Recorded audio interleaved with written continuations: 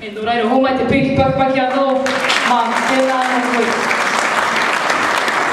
O kai kōrero, tuarua mō waini o mata, ko te ala ripe ka rangihuna, te kaumā whā o ana tau, no Ngāti Pro, no Ngāti Tūwharetoa, ko ana tino kaupapa, ko te reo Māori, ko te mahi kai hoahua, me te mahi hā kinakina.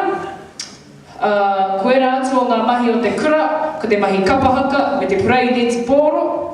Ko ana tino tūmanako, ana wawata kia uru atu ia ki te tīma o Aotearoa mo te neti pōro ara ko ngā Silver Ferns. Arera, ko tana kaupapa kōrero, me ako ngā tauira katoa i te reo Māori. No reira, homai, te pakipaki, mo te ala ripeka rangihuna.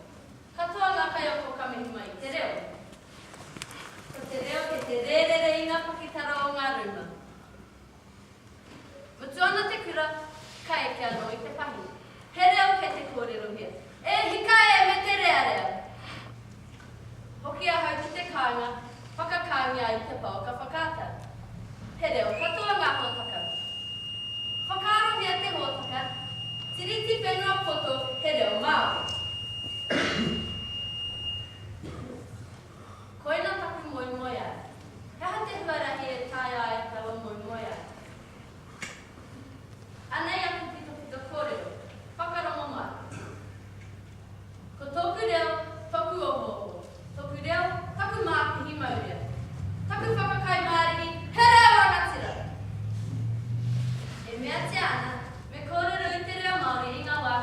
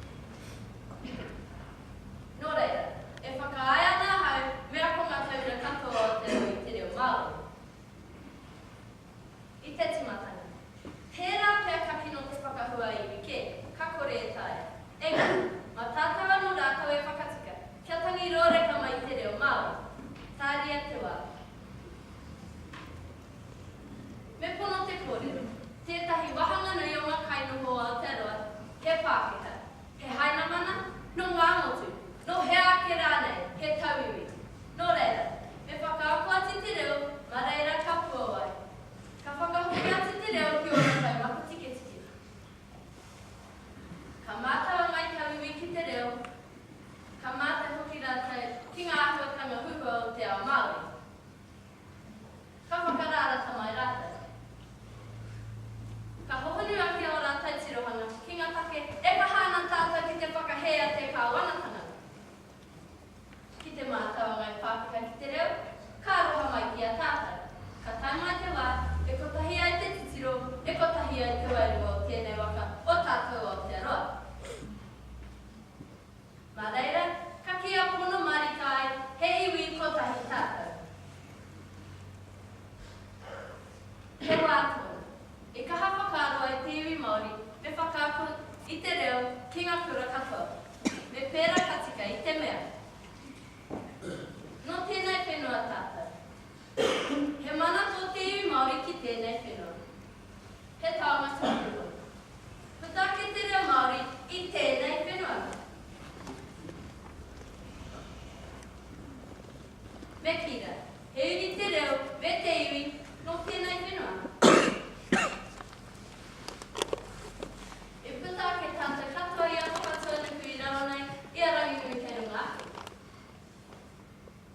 He taonga ki te reo. E whakahuatia ana tāna mana i roto i te tiriti o Waitangi.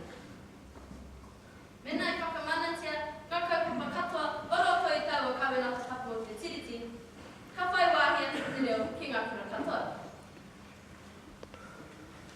Tērā hoki e tahi atutake. Mena tētahi e mātaanga ki te reo, ka mātau hoki e ki te iwi no rātai tērā reo. Te mātai ki te reo, ka pua wai te māramatanga o ngā tikanga, te tokorua tapu.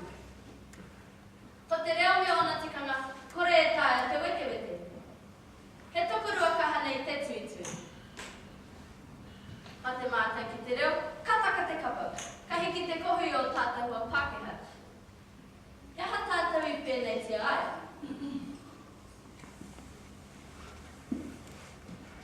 He iwi mana ki tātou te iwi Māori. Nō reira, me toha atu tō tātou tino taonga ki iwi kē. E hea kēnei ngā Māori e ki ana, me kōrero i te reo Māori i ngā wā katoa, i ngā wāhi katoa. Me pēhea hoki e tāia, ina kore tētahi i te paku marama, kaha kē te patanga o tō kōrero. E kore mātai no rātai ki taua reo.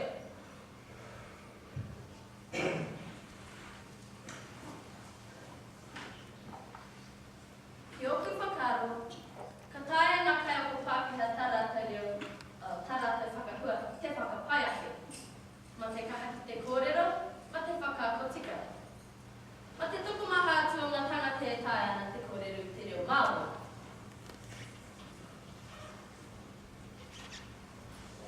Te tuku maha o whakaeko, e tino he ana te whakahua i taku ingoa, ko te araripeka. Ko te mea nui, kakaha e tahi ki te whakahua, ko e tahi atu, he kore e paku kaha, he kore hea hea no rātou. Ka ki mai te tahi wahine ki ahau, me kira, ko tō ingoa, ko Rippy. Ko te taura tino kino rawāti ki ahau, ko te ada. Rita tonu ki ngā tītia te kau.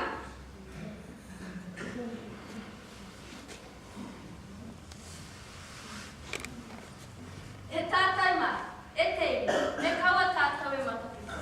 Ki te hiahia tātou kia horahia te reo, ki ngā wāhi katoa o tēnei motu, o tira o tēnei ao, me toha atu. Kia kore ai tō tātou reo, e ngā ropira ki te moa. Me toha atu. Me koha atu tēnei tino taonga. E mea ana te whakatauki, aroha atu, aroha mai. Tērā whea e tahi kamea mai. He tino taonga, he nui tōna tapu, tōna ihi, me tōna wehi. He mana motu hake hoki tōna, me te aku, me kawa e toha atu ki iwi kē. Hei mea whakaparahako, hei mea whakaparipari. Ko tāku whakauti ki tērā, me whakamātau. Me toha atu ki iwi kē, ki te motu whānui, ki te ao whānui pēr.